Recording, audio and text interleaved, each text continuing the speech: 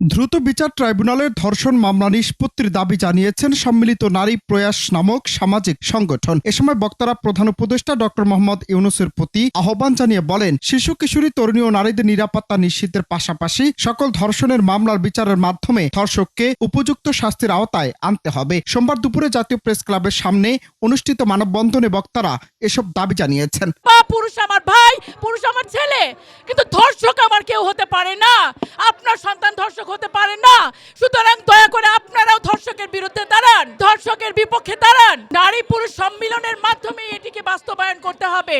মানববন্ধনে বক্তারা হুঁশিয়ারি দিয়ে বলেন, দাবি আদায় না হলে জুলাই আগস্টের মতো নারীরা আবারও রাস্তা নামতে বাধ্য হবে। এ সময় তারা আদর্শবান পুরুষদের তাদের পাশে দাঁড়াতে আহ্বান জানিয়ে বলেন, ধর্ষক কোনো পুরুষ নয়, ধর্ষক হচ্ছে নরপশু। এ সময় নানা স্লোগান দেন উপস্থিত নারীরা। সারা বাংলায় খবর দে, ধর্ষকদের কবর দে, আর নয় প্রহসন, ধর্ষকের কোনো পরিচয় নেই, উই ওয়ান্ট জাস্টিস। মাগুরা সদর উপজেলার নিচ নান্দুয়ালু গ্রামে নির্মম ধর্ষণের শিকার হয় ৮ বছরের শিশু। ওই ঘটনার প্রতিবাদে সারা দেশে ফুঁসে ওঠে নারীরা। এরই অংশ হিসেবে সম্মিলিত নারী প্রয়াসের উদ্যোগে এই মানববন্ধন কর্মসূচি পালিত হয়েছে।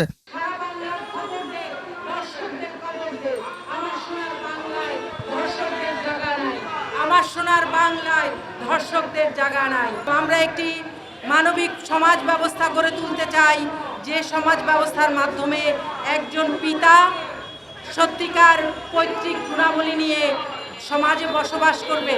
একজন পিতা হয়ে সে ধর্ষণের ভূমিকায় যাতে অবতীর্ণ না হয়, সেই জন্য আমরা একটা সামাজিক পরিবেশ চাই, একটা নৈতিকতাপূর্ণ পরিবেশ চাই, একটি মানবিক পরিবেশ চাই, যেই পরিবেশের মাধ্যমে একটা নীতি নৈতিকতাপূর্ণ সমাজ ব্যবস্থা গড়ে তুলতে পারে। তারই জন্য আমাদের এই আবেদন এবং এই চেষ্টা।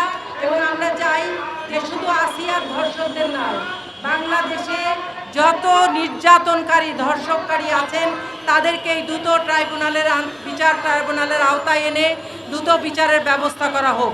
আমরা আশা করি যে এই অন্তর্বর্তীকালীন সরকার তাদের অনেক সীমাবদ্ধতা থাকা সত্ত্বেও এই চেষ্টাটি করবেন। এবং অনন্ত হাসান মাসুদ, বাংলা টিভি, ঢাকা।